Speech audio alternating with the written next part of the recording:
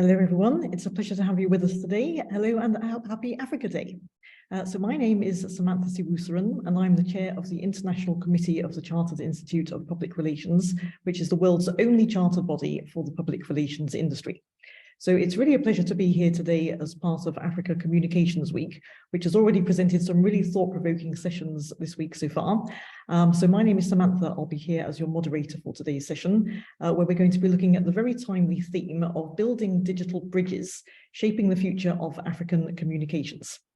So I'm delighted to be joined by a really expert panel who I'll now be introducing. So first, Migs Szymanski, who is a specialist in African entrepreneurial development.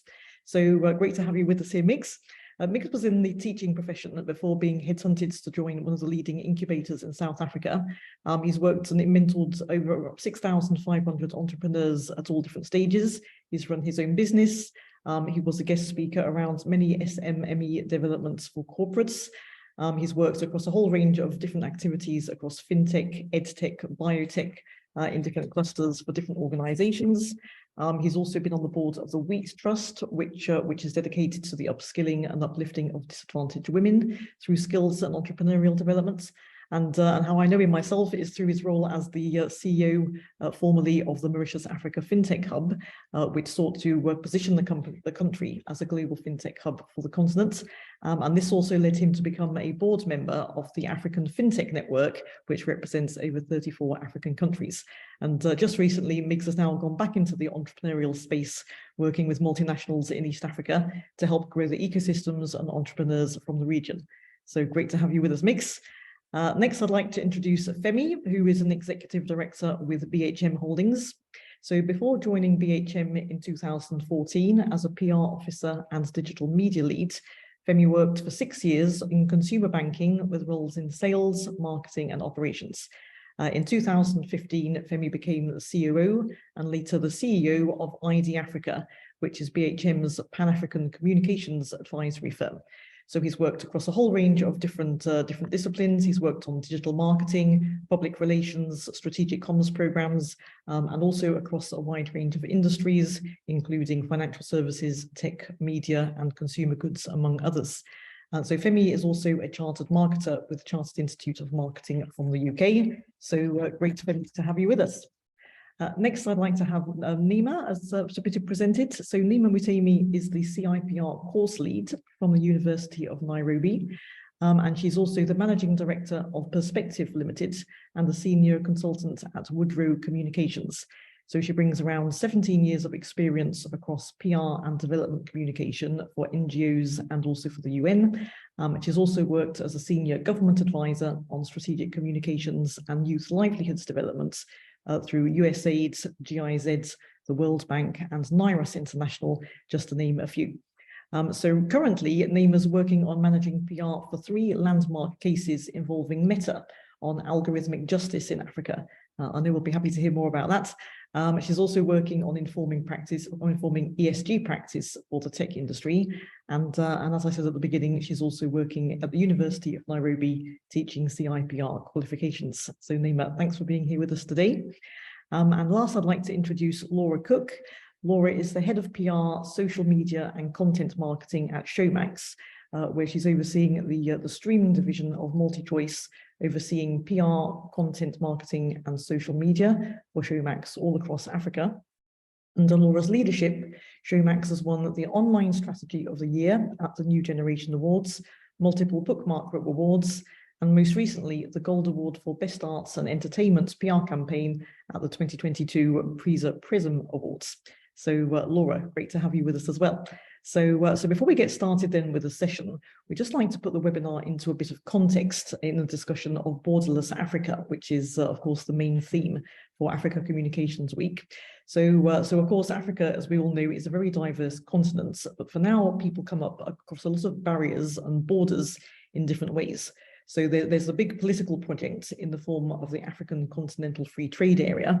It's being implemented slowly, but still today, intra-Africa trade is only representing around about 14% of African exports. So there's clearly still much more work to be done there. So now if we come on then to the communications arena, which is where we're going to be discussing the points today, We obviously know that Africa is, one of the most, if not the most innovative and dynamic continents on Earth. But how are we going to get there, and how can the different communications aspects help us in that endeavor?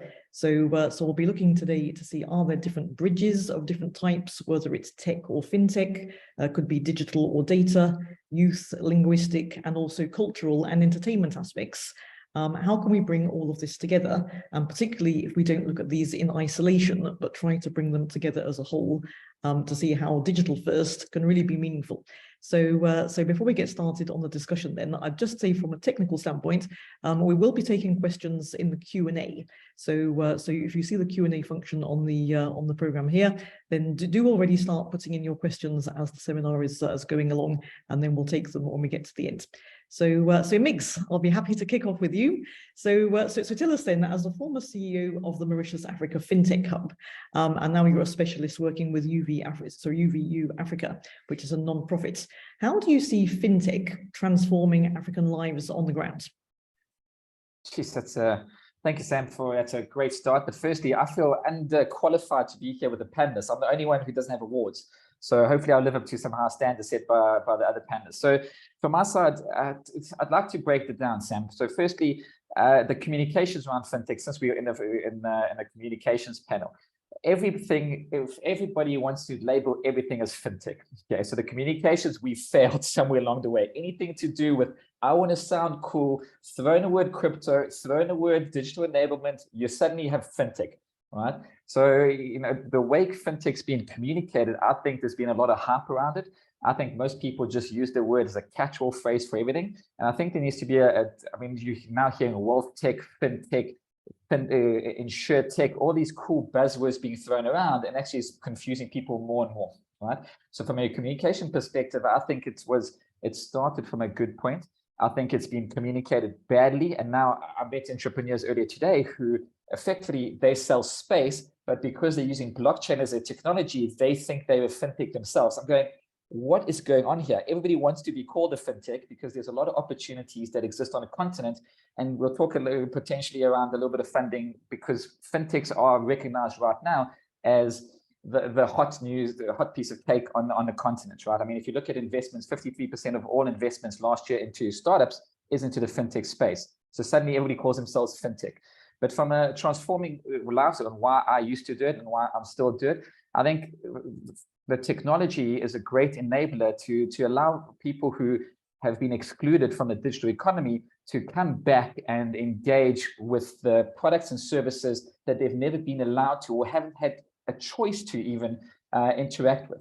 So my passion, why I did FinTech for quite a while, and while I was in the space, was because personally I felt that being judged as a human being by amount of zeros you have in your bank account, how much money or financial assets or access I should have based on that, excuse my French, is BS. Okay, how do you know I'm a good person today? I go through all the qualifications, you give me all of the credit score. Today I'm a good person, tomorrow I'm a bad person. You don't know, but I'm still able to get money at a better rate than somebody on the ground who doesn't have a credit score. I mean, so for me, the whole financial model around the world is skewed. It's skewed and creating an unequal society. And that's what I believe FinTech has the power and the potential on the African continent.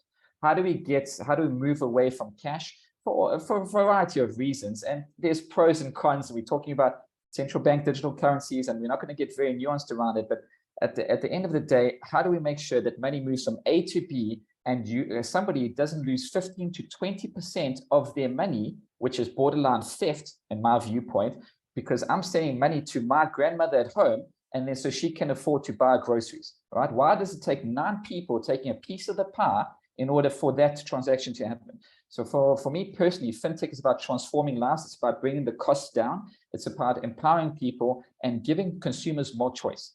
I'll use an example of an interesting model, for example, where the credit rating was built, a startup in Africa, where the credit rating wasn't built on how much money, how many transactions, how many assets you have. It was based on prepaid airtime, right? So as long as you're not even contract, so as long as you had airtime and you're topping up on prepaid, they built a financial model or a model around credit rating where that was enough for them to potentially lend you some extra money if you require to do so, right? So that's challenging the status quo. So for me, how FinTech is transforming lives specifically in Africa If you look at the numbers, 60%, for example, in Nigeria are people, adults are banked or underbanked or non-banked at the moment. And that's not unique. That speaks for most of the countries on the continent, even South Africa. I mean, what is considered banked, right? If you have 17.3 million people on social grants with a bank account and they receive their money once a month and withdraw that money, and that's the only transaction they have, is that considered banked? I mean, we could have debates here ranging from a wide variety of aspects, but for me, technology and fintech specifically in Africa and the solutions, like you mentioned earlier, coming from the continent are unique to the African context. And in my viewpoint, are world-class, revolutionary. I mean, we're doing stuff ahead of the West, ahead of the East, because there's a need and people build businesses around the need to solve the social context, but we still tend to forget about the commercialization aspects or effectively communicating ourselves and our value that we can provide to the West and the East. So I went on a little bit of a tangent there, but I think from that side, there's a lot of, fintech has a lot of power to do good on the ground. Definitely. So, well, thank you very much, Mix, for getting us started. So let's look on the communications aspects a bit when it comes to funding, because I mean, funding is clearly a huge constraint for entrepreneurs. I mean, for most people, that's the biggest problem that they've got. So how can communications help to catalyze the investment in fintech? Because we've also seen that the foreign VC market is slowing down a bit in view of all the different international issues that there are. So what do you think communications can do to actually help leverage that? So I'll break that down into two parts. So firstly, we as Africans tend to undervalue ourselves and we don't communicate the true value of what we can bring to any engagement. So that's why in most of the VC deals and investments coming to the continent, we just want the money and we undersell ourselves because we aren't effectively communicating with the real opportunities that exist on the ground. So I think there's a communication aspect in terms of attracting foreign investments. There's money available and it is slowing down across the field, but I feel we undervalue ourselves. And by we, I'm talking about all entrepreneurs from all the countries, etc. We're so in need of the money that we just sell ourselves very much short. On the second part of it, from an entrepreneurial point of view, I mean, you alluded to the fact I've worked with a lot of entrepreneurs. I think people forget the power of communications. I've seen way too many times the best entrepreneur with the best business, with the best model, with the best product fail because they can't communicate effectively.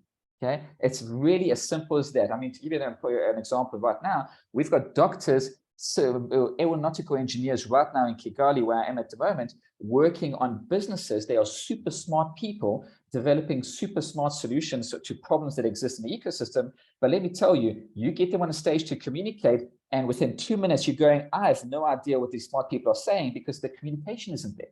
They can't communicate effectively what they're trying to do. So either the communication is too high, too technical, and you lose it, or they just don't know how to communicate effectively. So one of the skills that entrepreneurs actually lack is just the power to craft the story, craft the narrative, craft it in a motion or flow that makes sense so that within 2 minutes, somebody knows exactly what the heck you're actually talking about, what your business does, what you do, what pain points, how you make money effectively.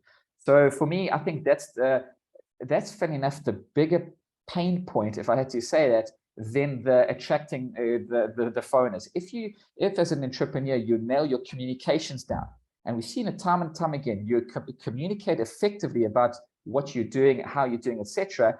The money is easy. There's still a lot of money available out there from the continent, but from abroad. There's people looking and specifically looking into Africa. We just haven't got it right from a communication perspective to make people understand what we're actually trying to do. And that, funny enough, is a big comms problem. Great, thanks very much, Mix, for sharing your perspective. So let me move on now to Femi. I mean, Femi is coming more from a sort of digital and data background. So Femi, you've talked about technology-centric approaches in the past on an earlier panel, where you've said that Black House Media, when it first moved into this domain, found that the trends of digital social were not very well embraced on the continent. So tell us a bit, how did that pose a challenge for your business and how did you manage to overcome it? All right. Thanks, Samantha. I'll take us back to 2014, 2013, around the time I joined BHM. It sounds funny now, but if you think back to that period, in most countries, at least in Nigeria specifically, internet penetration was about 21%. Today, it's about 55%. That's a huge leap from where we were then.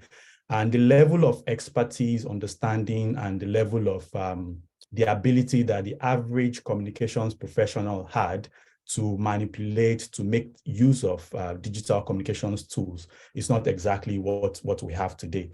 So for us back then, it was majorly the challenge of recruitment, of finding experts to work with us to convert what we were doing in traditional PR communication campaigns and convert them into digital content using digital channels, applying a little bit of digital advertising, a little bit of digital content creation.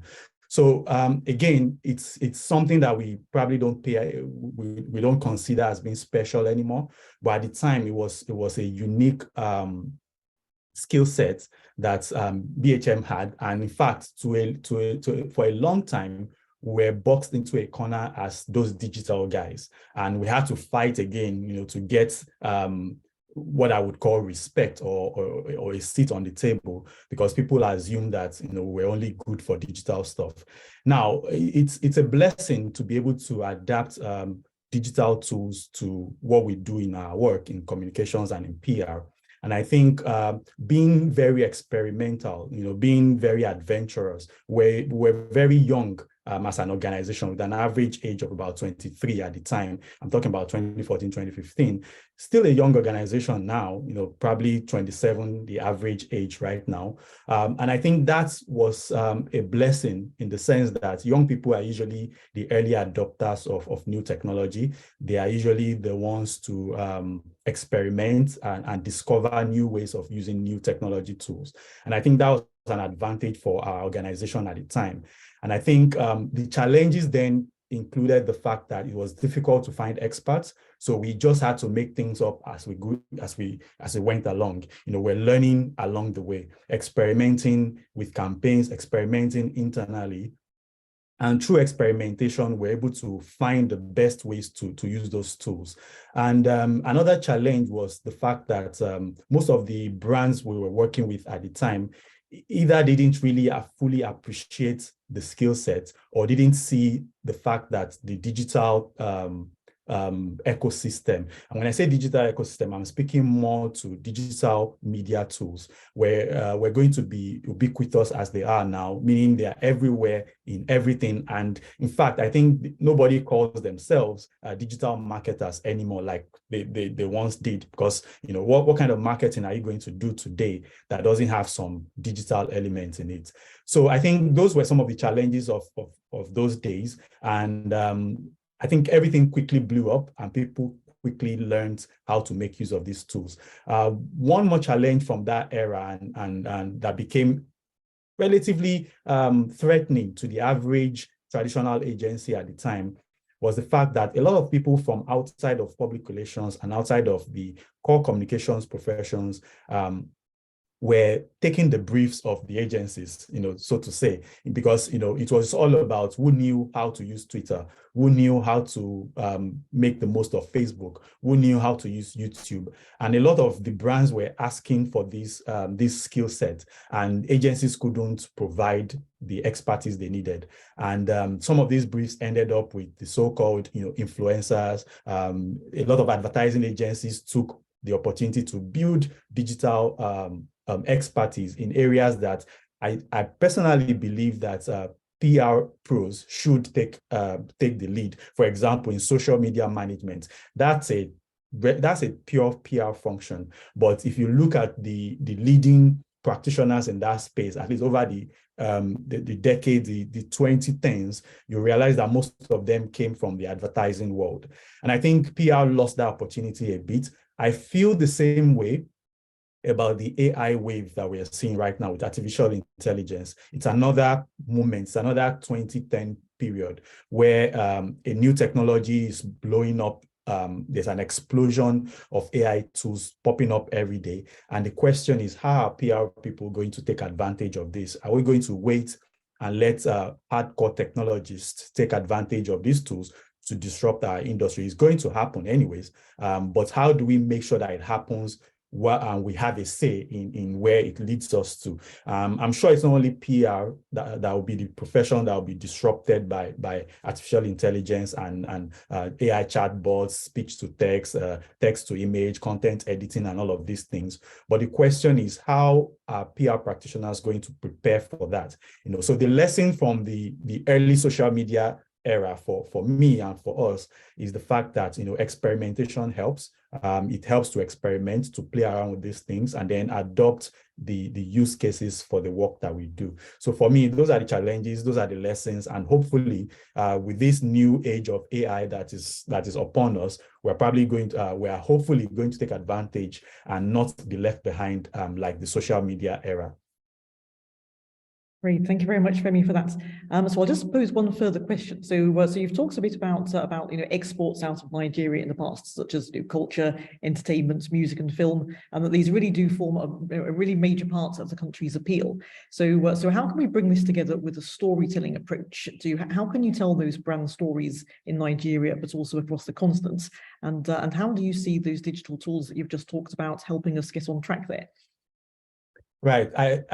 Interestingly, and I may be biased for obvious reasons, I think Africans are the best storytellers in the world. And there are probably a couple of factors that led to that. I think first, just the climate, the fact that it's a warm country. I grew up with probably I'm an older. No, I'm not Gen Z, but I'm a young millennial. So I grew up in a period where I still managed to enjoy moonlight storytelling, tales by moonlight with my grandparents. So I'm one of the lucky few that enjoyed that before all of that passed away. And I think we were raised in that storytelling culture. You talk about the griots in West Africa, you talk about African stories generally. And so for me, we are generally storytellers. So that's part of our DNA. So that's important. Secondly, I think African stories have not been well told historically. If you look at what's happened on the continent over the past 100 to 200 years, colonialism and everything else surrounded by that, our stories were told by people outside of our continent.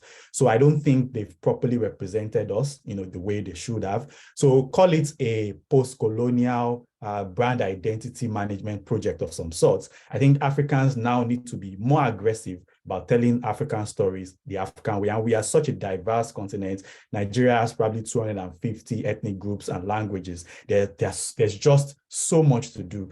And so for that alone, there's a ready audience in the sense that African people love African stories. And we probably thought we didn't like our stories until technology came up and showed us that we truly loved our stories. I remember in my younger years, if you listen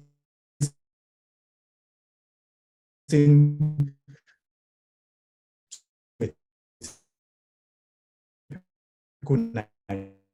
Nigeria radio station, you probably hear 70% of all music from the US. And with government policy change, with just organic creative explosion amongst young Nigerians, you found out that a lot of people were producing more. There was more productivity in content creation, and the audience started consuming the content aggressively and passionately and became the key ambassadors that took our content global. And I think that is just a signal and a sign that our people love our content and will prioritize our content if it's delivered to them. So I think technology came and helped with the propagation and amplification of local content from Africa. What the likes of Showmax are doing with streaming, taking African film and African content across the continent, from Nigeria to SA, from SA to Ghana and all over the place, and even beyond the continent. I think this is such a fantastic moment in time that We just have to ramp it up and do more. You can see the music, Amapiano is big in Nigeria. Afrobeats is big in SA, is big in the West, and people are adopting our culture, our sound, our music, and our people are getting to perform in global stages all over the world. Davido, Wizkid, Burna, selling out the O2, selling out the Madison Square Garden, winning Grammy Awards without necessarily having to beg for it. It's now right there in your face. So for me, I think what brands should just do is to authentically participate in what's already ongoing. They don't have to reinvent the wheel. Once your communication is authentic and is authentically African and you are respectful of the culture, I think the people will recognize that and people will accept that. And with technology, with social media, with streaming, audio streaming, video streaming, there's so much, the opportunity is unlimited, it's limitless right now. And I think if we are able to find the balance between Africans in Africa and Africans in the diaspora, who are our #1 ambassadors outside of the continent, technology has bridged that gap, and we just have to make the most of it as brands. And the only thing I would say is brands have to be authentic about it. Brands have to be respectful of the culture. Once you are pretentious, people will know. Nobody wakes up to say, oh, what does my favorite toothpaste brand have to say today? But they wake up and say, oh, what's Tiwa Savage wearing today? Oh, who's Stems dating today? They care about what they care about. So brands just have to be respectful of that and not be too, and as marketers, we are surrounded by our brands. We are soaked in it, and we think we are more important than we really are. So I think we just need to step back a bit and recognize what's happening in the culture and tap into that. That's the opportunity that's available to us. Great. Thank you very much, Femi, for sharing all of your insights there. So now I'd like to come on to Naima on the topic of youth, which is obviously critical for Africa. Let's talk a bit, Naima, about the social media platforms. So obviously we have all of those old ones now, Facebook, LinkedIn, and so on. We have WhatsApp, we have TikTok. So now if we look a bit into the issues of cultural and linguistic sensitivities, how can they be built into such platforms to make sure that Africa paints the right image and also attracts the right visibility? Thanks, Sam. And wow, that's quite a tough question. I'm really hoping I'll do it justice. And I'd like to pick up from what Femi, where Femi started by introducing himself as a young millennial. And I think I fall in the extreme end of that. So I'd call myself a very old millennial. And by saying that, I want us to rethink, this cultural and linguistic sensitivity thing from the lens of young people, and be very, very aware that there's already a disconnect, not just on the social media, but even just us as the older Africans, we already have a disconnect in terms of culture and linguistic issues, right? So we start, and that exists offline, and of course it's carried along. So even as we carry on as champions for the youth of Africa, we're already carrying a lot of biases that do not relate at all to young people. And just, giving that, and I like to be aware that I also fall, in the partly disconnected group when it comes to that, because I try very hard to keep up with TikTok and Instagram, and they're just too fast for me. So if you feel me, then you do not represent young people and their views and what their culture is supposed to be. So if we begin from there and then ask ourselves now, and I think I also wanted to build on, from something Migs introduced around inequalities. What role then do social media platforms play in shaping culture and linguistic, I wouldn't call it sensitivities, I don't have the word for it, but in terms of even just shaping culture and the issues of the day. So these social media platforms, when they started, I was in campus, Facebook. And I think before I finished campus, Twitter was born already. So the way we envisioned their role in our lives, the way we envisioned their utility, is very different from what they are today. They have completely metamorphosized and become, the #1 source of news. So when something important happens, most people today will, more than 70% of people will find out on social media before they find out from a government statement or mainstream media, and in fact, it's even gone to the extreme where social media actually drives what we call news. It defines what shows up, and a lot of the people, my age and older, are left wondering, why exactly is this in the news? Like, who is this important for? But because, the mainstream media companies also are catching on to what is actually, trend setting, and in PR, we like to use the term agenda setting. Who is setting the agenda today? It's these young people that I want us, I know we're trying to solve a problem for them, but I want us to also see the position of power that they hold. They are very incredible, agents for agenda setting. And, now in the space, when you talk about,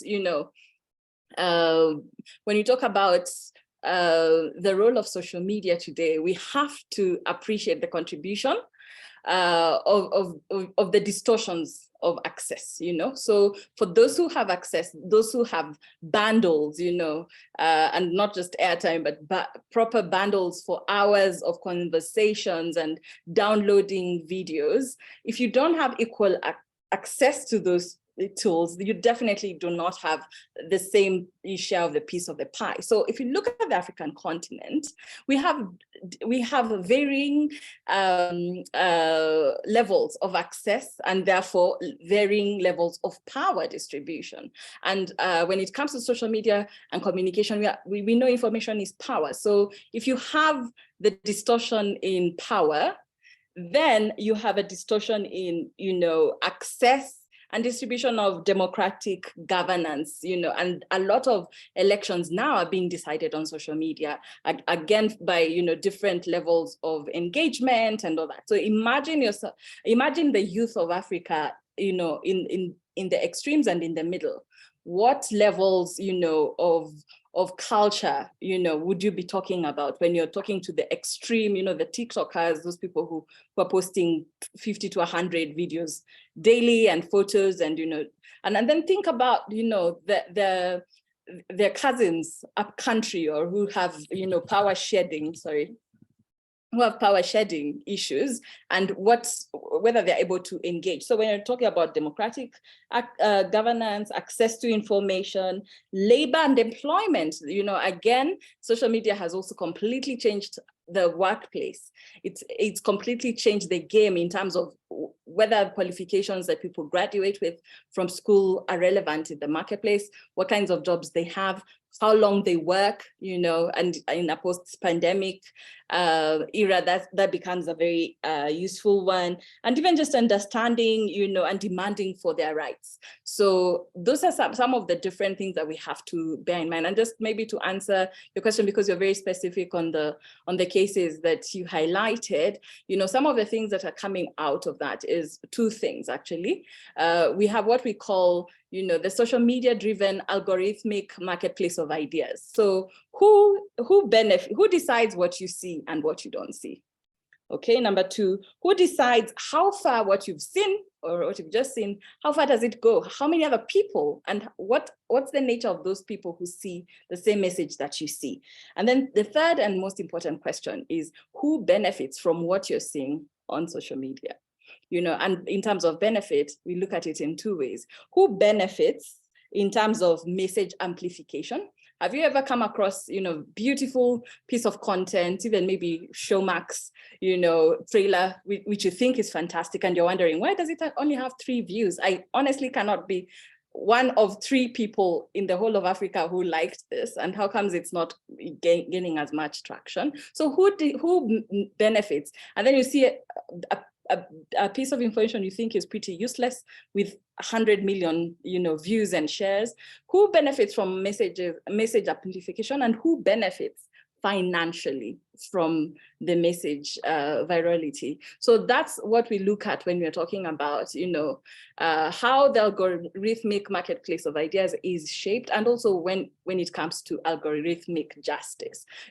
Are there ways now that goes beyond just benefiting a few people over others to actually putting you in danger, for instance, or contributing to you being denied access to crucial information that you needed, etc. So those are emerging conversations across, Africa. There's a level of excitement, to how some of these conversations are shaping up. We hope they will pick more traction in other countries, and we are getting the AU involved. And let's see where it goes, because for communicators as well, and maybe we'll be talking a little later if I have a follow-up, we'll be looking at how it has impacted, traditional practice of communication and PR. Great. Well, that's got us off to a cracking start there, Nima, for everything to do with social media. So one more question on this in terms of the impact, because yourself, you've obviously got around 14 years or so experience in the domain. So tell us a bit about how can we really measure the impacts that all of this is having, and now what about AI and data science? Like, how can they help us to to build an evidence base to come up with the right communication strategies for all of this? That's actually one of my most exciting things, in PR, is the measurement and evaluation, part of it, because it's so fast evolving. Because as fast as new tools are being developed, and basically the AI revolution has completely changed. But I want people to remember that what has changed is the common access to AI. AI is not new. There's been a lot of AI that we've been using over the years. We just didn't know that it was called AI, or that it was that. So for instance, in traditional PR, basically all the tools that we use for brand measurement, media monitoring, social listening, most of those tools already use AI, right? Some declare, some don't. RepTrack is one of my favorites, and they actually usually have a few chapters just explaining the algorithms and what they use, and they use it to produce the top 100 brands annually. But then we have Meltwater, Brand24, Brandwatcher, like basically all of them have been using some form of AI. We also have tools that give you on-demand reports that you can find online. Some are free. Majority of them are using algorithms already. So the technology itself has been revolutionary. I think what's new is who now has access to it. Just the fact that you can use it on your phone, and you don't have to probably pay. You pay once and you have the technology, or but again, it has opportunities and limitations. Again, stepping up from the legal environment that the social media platforms are finding themselves in, new regulations, GDPR, and there's now the EU law on digital safety. They now don't have the freedom and the liberty to avail personal information like they used to. So when you actually think about it, the information that they would pitch to you as a potential, advertiser, or if you've already paid and you're an advertiser, the information they give you, telling you that, you're able to reach Nema, you're able to reach Nema's daughter, you're able to reach Nema's mother, and this is the, these are the commonalities in this demographics, and this is where they were listening from. They don't have the liberty to disclose as much of that information as possible. So we have to keep ourselves abreast with the legal developments when it comes to the evolution of some of these laws. But it's also good to also know some of these issues that have a dichotomy, right? So we've got a generation, we were just talking about youth, we've got a generation who did not give consent for their naked photos of when they were babies to be posted on social media by their mothers. So that presents an issue where you have your entire life documented on a platform where you do not own those images, and even your mother or father or whoever was posting can't take them down. There's no delete. They just archive, and you do not have ready access to how those images have been used, who has benefited. There's a process, but how many people know that you can actually write to Facebook demanding to know all the ways and everyone who has been given your data? You actually can get a whole book explaining that, but it's something that, especially in Africa, we haven't really activated. And on the other hand, the same group of people who may be seen as disadvantaged from the other side are freely donating their data on TikTok, hours of their time, and their recordings and their dancing styles and their homes, and we can see lots of information about them on Instagram and TikTok, and they're giving consent literally to insight, and some are going live almost the whole day of their lives. So you look at the two issues that are evolving at the same time, and they create a whole array of things that we need to think about. So when my favorite approach to measurement and evaluation is, you've got to go back to the basics. What were we trying to say, and to who, and to what end? And I like to bring in my data scientists at the beginning so that they can understand the approach, or even if they're not there from the beginning, just take them through understanding why we were running a campaign or why we were doing this, and then work with them to determine, the metrics. What do we want to measure? What will that tell us, and what can we use that information to inform? Is it to improve the campaign, or is it to give us insights for the future? And then they will, in some cases, I work with amazing gentlemen, at the University of Nairobi. We've got, they're able to either even design algorithms for us, afresh, depending on which online platform you want to track, or they can, prescribe a use of different tools, that are going to give you different metrics. So I think this is something that's fast evolving. We have, and you'll even see the policies. I think one of them was telling me Meltwater has also done some updates, just saying that you won't be able to get this. You can now get some variations of this, because everyone's responding to the new laws and regulations. But what I've been struggling with, just look at all these companies. None of them actually is based properly in Africa. We need to start seeing more investments in PR measurements. We need these companies, like even RepTrack. How many African brands do they include in that? So I think it's time, and you can talk about sensitivity, cultural sensitivity, if you just keep reading about BMW and Amazon and all that. So there's a sense in which we need to take ourselves seriously and either go into, because we are brilliant innovators, we need to start seeing a lot more in African innovators going into PR measurement and developing the tools, or we see more serious investments, from the global and traditional leaders investing in measurement of African media and African social media activity and language, yeah. I hope I've answered your question satisfactorily. Yes, you definitely have, Nima, so well. So now before we come on to Laura, if anyone has any questions, then please do put them in the chat, in the Q&A, because we'll be coming on to those in a few minutes. So we look forward to receiving all of your comments. So Laura, well, we've already had Showmax mentioned a few times now by different panelists, so we'll definitely be delighted to hear from you in a moment. So let's look at Africa then. It's obviously diverse and fragmented. So how does Showmax reach an audience across multiple countries? Thanks so much. It's been such an interesting discussion, and it just kind of brings home how much has really changed in the last 10 years. Also, obviously working for Showmax, I'm in a wonderful position where I really do get to work with African storytellers through our core entertainment business, and then figuring out how do we actually market that. And when I go back to when I first started working on Showmax, which was in sort of 2016, it was before Netflix had even launched.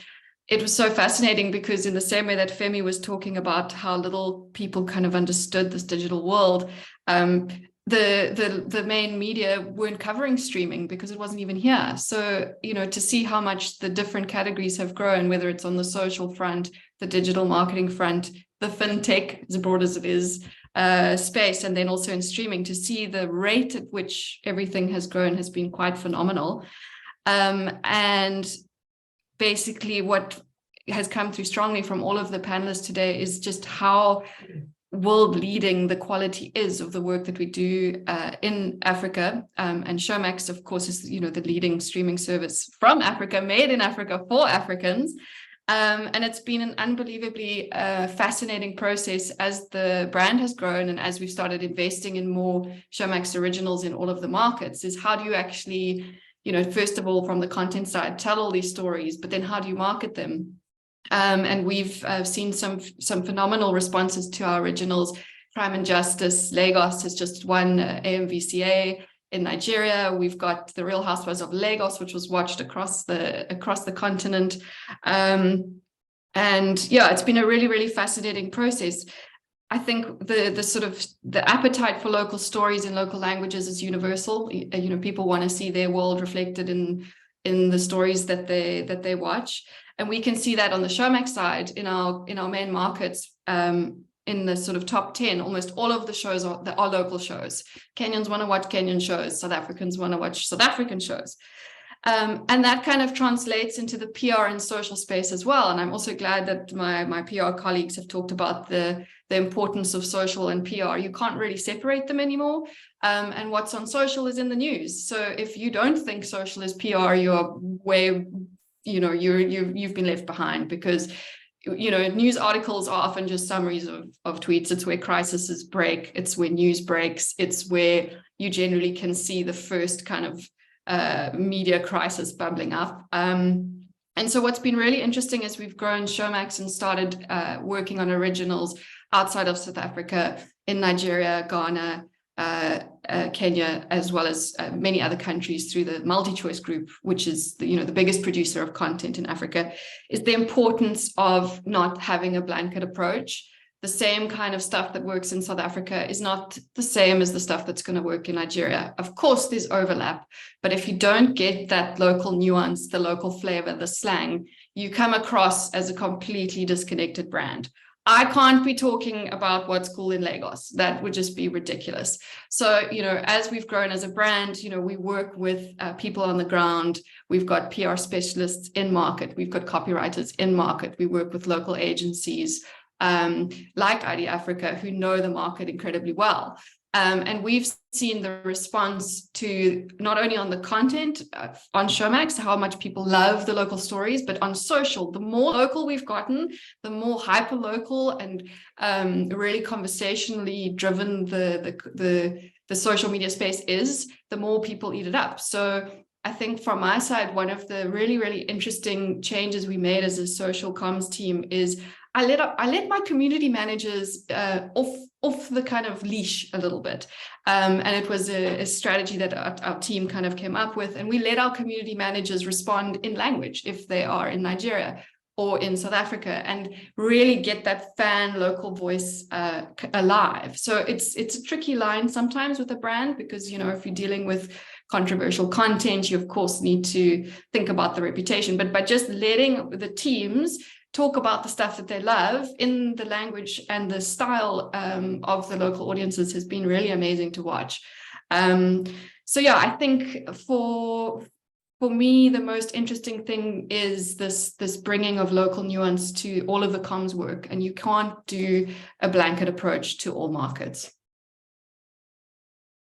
Great, thanks Laura for getting us off to such a good start on the Showmax side.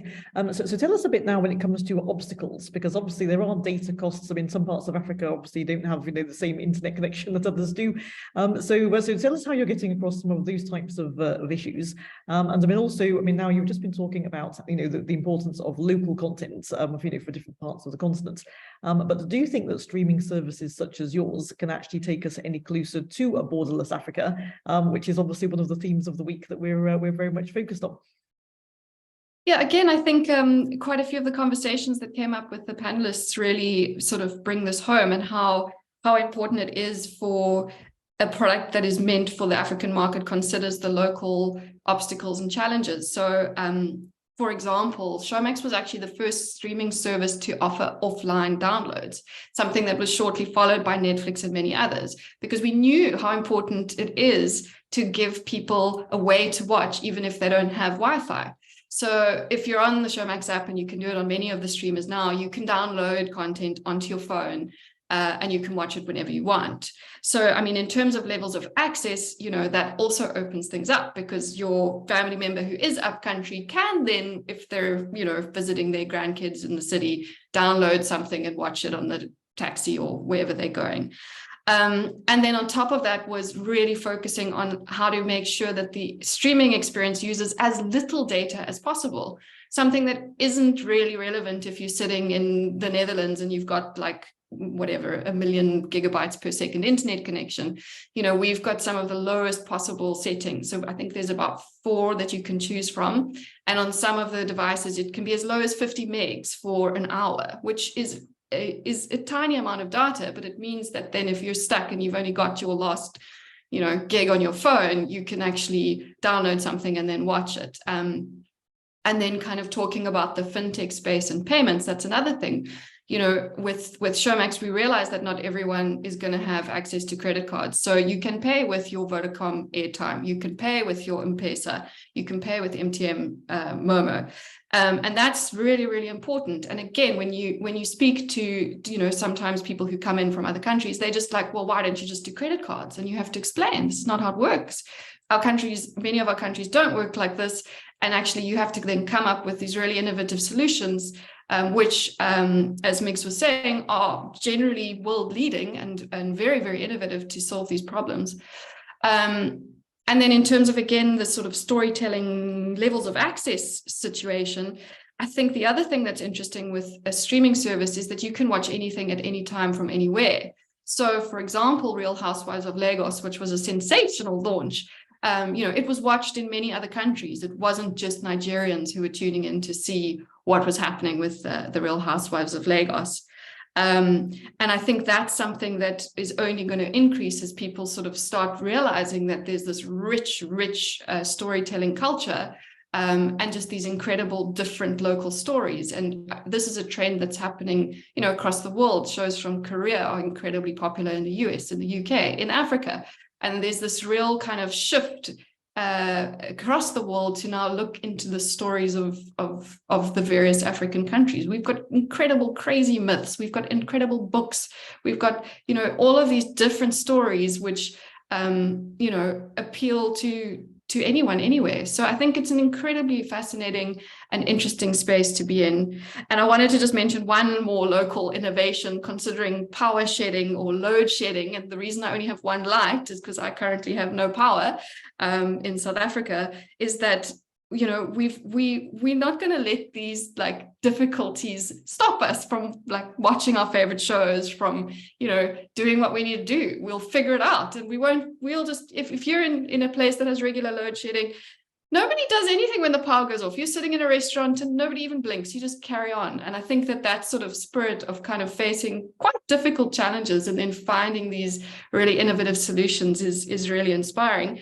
And then, yeah, with the youth, with social, with all of this digital stuff that's moving so quickly, that's just another space that I think we're going to see a lot of innovation. When I see what the influencers and video producers do in Nigeria, I mean, it's amazing. Like, the professionalism of, you know, just, you know, anyone who's producing in some of these countries is quite phenomenal. And then, you know, being able to connect with our audience where they want to be is also really interesting. So, you know, we can create these great stories and then we make sure that they're on TikTok. And I mean, seeing the kind of stuff that people come up with is hilarious. Yeah, it's an incredibly exciting space to be working in. Yeah, and I can't wait to see actually what happens in all of these areas, because they're all developing so very quickly. Great. Well, thank you, Laura, for sharing that with us. And in fact, we've only got a few minutes left. So if anyone has any questions, then do pop them straight away in the Q&A. I mean, one question that occurs to me, listening to all of you who are taken together, is to say, you know, now, who's going to be the main storyteller of Africa in the future, let's say 5 years from now? Because on the one hand, we've got incredible, you know, professional produced content by Showmax and others. But we've also got, you know, the youth on, you know, creating all of their own contents and so on. So let me start with you, Mix. I mean, like, say 5 years from now, if we're all sitting here back again in Africa Communications Week, what do you think we'll be saying then? It's like who do you think will be sending out the most impactful sort of stories about Africa by that point? I'm hoping entrepreneurs. I am on the my 11-year-old calls me a boomer. I had to Google what that was. Okay, so no, I'm gonna go with so yeah, and I told him the other day he mustn't forget who feeds him. Yeah, exactly. But for me, I think it's entrepreneurs, to be honest. I think the purpose of why they're doing this, you know, the beauty of what's coming up, whether you look at malaria testing using magnets and lights out of Uganda, where they use in South Africa, using cell phone towers to power devices, not solar.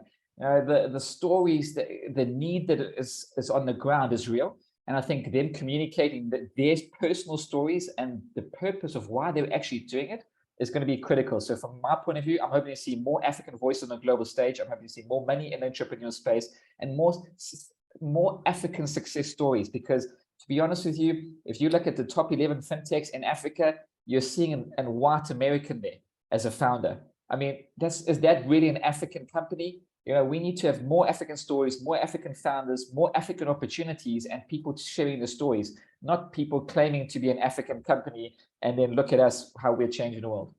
So I'm hoping African entrepreneurs. All right, excellent. Thank you, then, Mix. Femi, what do you think? Who do you think is going to be telling the great African story 5 years from now?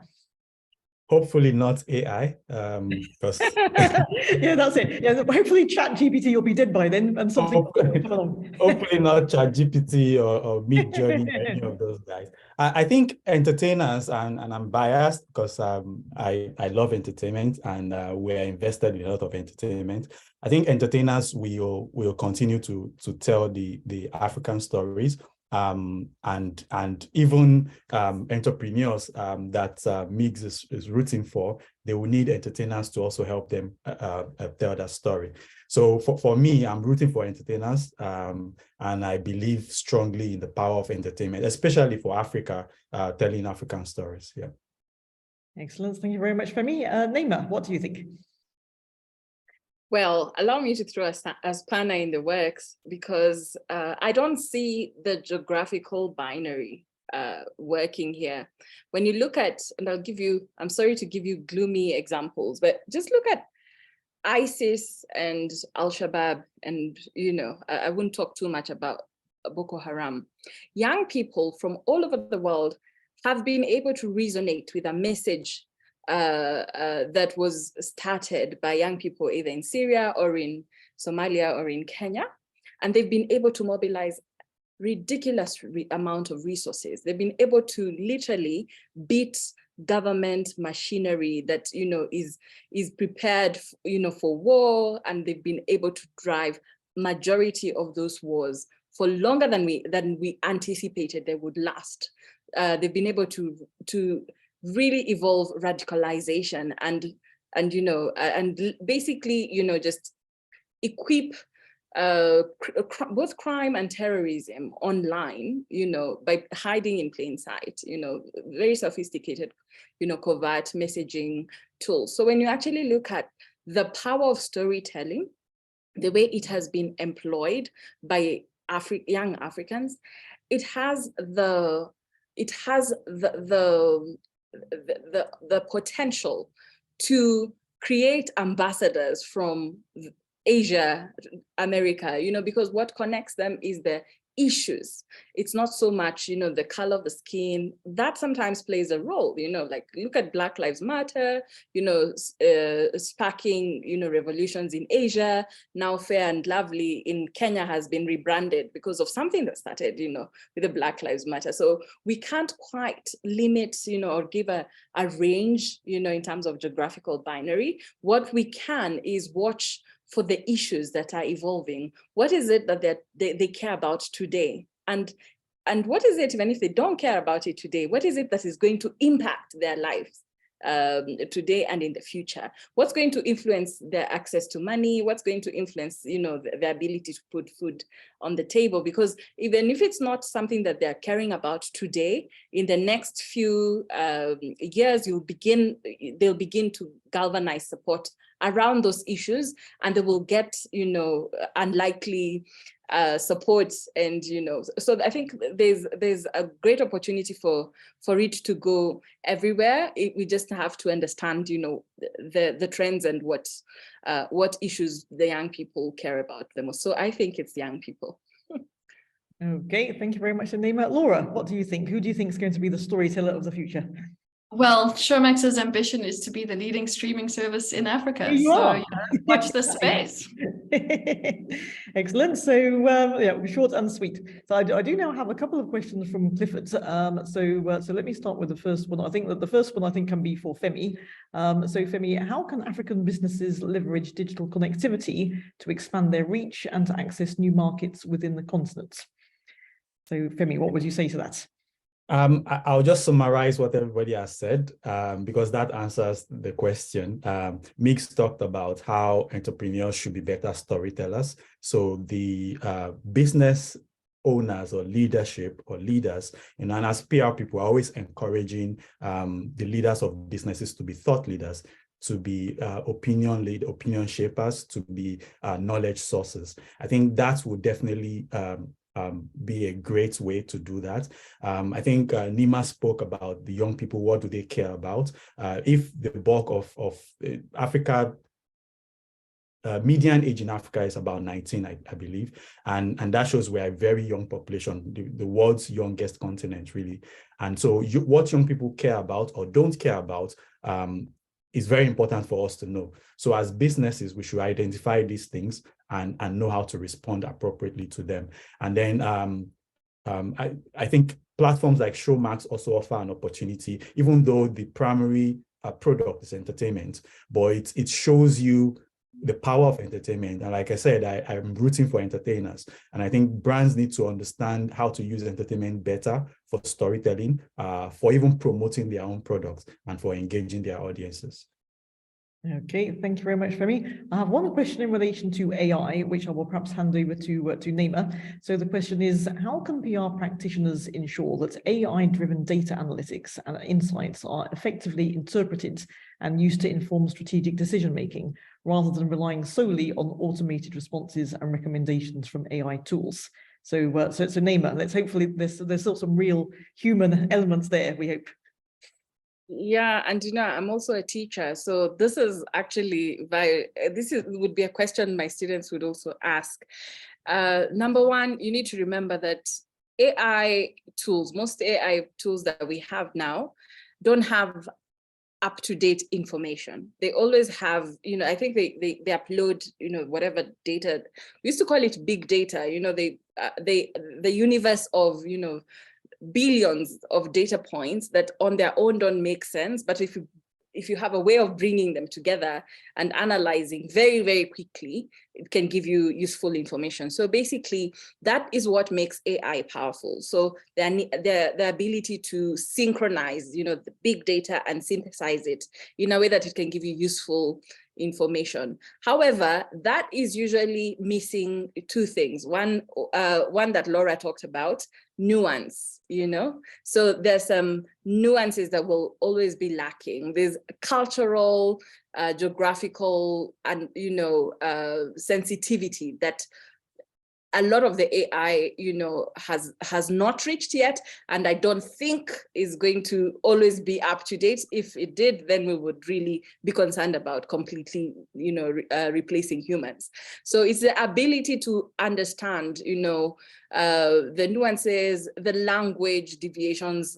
I've not seen an AI tool that speaks Sheng. Sheng is like, the pidgin of Kenya, so until AI tools are able to adapt, in real time, and how our language evolves, it evolves, in real time. And so until the tools are able to reach there, we still need human beings to do extra work. So maybe use the AI tools to generate a first draft, but you have to do some additional ones, or create your, to avoid bias, start with your own analytics and then use AI to add on whatever you think, might have been lost. So there's always going to be need for you to just learn how to do measurement, for you to learn how to do, some of the old school, to use some of the old school tools so that they can complement. But definitely AI is a game changer in the fact that it can give you a lot more and save you a lot of time. You don't have to go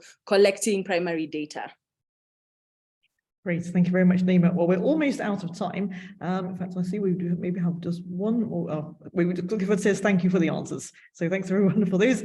A very last question from me just before we wind up. So the theme of the session today has been about building digital bridges in the context of a borderless Africa for communications. I'll say just a quick answer from each of you. Do you think we will ever have a borderless Africa for communications? And would that even be a good thing, or will we always have local nuance? What would you say, Mix? Can I plead the fifth? Yeah, you're full screen, so you can go next. Yes. Yeah, personally, I think I'd love to see it. I think we're starting to see it when it comes to the financial technology space. I mean, cross-border payments, and the use of the seamless integration between the various countries is happening. There's still got a lot of challenges and a lot of nuances per country. I mean, M-Pesa worked very well in Kenya and didn't in South Africa, for example, right? So I think there's still a lot of nuances we have to go through. But these days in most African countries, you don't need to carry cash anymore, because the solutions are there. I'm in Rwanda, I use Mobo. Okay, it integrates automatically with my bank in Mauritius. So it's happening, but I think there's still quite a ways to go. And I think the central bank governors just need to calm down and let people play. Great, thank you, Mix. So Femi, what do you think? Are we getting anywhere near a borderless Africa when it comes to communication? I do not think so. And I think mostly the challenge is mostly politics. And I don't see how the politicians will create that borderless Africa that then enables every other thing to be built on top. However, the positive for me is what the technologists are doing. They are creating the borderless communication, integration, collaboration. I think creatives are doing the same. It didn't take the Nigerian government sitting with the South African government for there to be a mashup of Afrobeats and Amapiano. It happened organically because creatives just wanted to collaborate. So I'm putting my faith in the youth. I'm putting my faith in creatives to create to break the borders. And I think it's not just within Africa. I think it's a global thing, So cultures are becoming global cultures. Consumer cultures are overlapping. And I think that will continue to happen as technology gets better. Great, thank you, Femi. Naima, what do you think? Borderless communication, will we have it? Do we want it? What would you say? I think we will have it, and we are, in some ways, we're already having it. Again, I love my young people.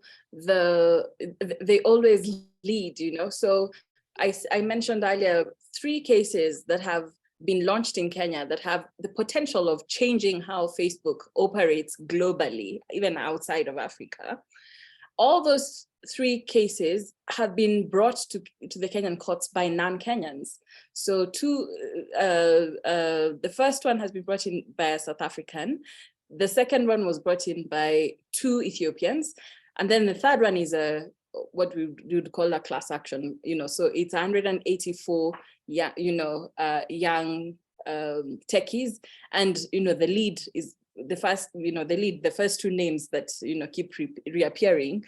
The first one is South African and the second one is a Nigerian. So when you actually look at, it's the power to see opportunities. If you can't get justice, in your country, which platform can you use to do that? And when you look at the impact that these cases are having, what they're advocating for is going to change how we communicate and how the platforms, in fact, the case by the Ethiopians is literally challenging the algorithm in terms of how it promotes violence across Africa, basically saying Facebook must change its algorithm because it puts Black African lives in danger more than it does in other parts of the world.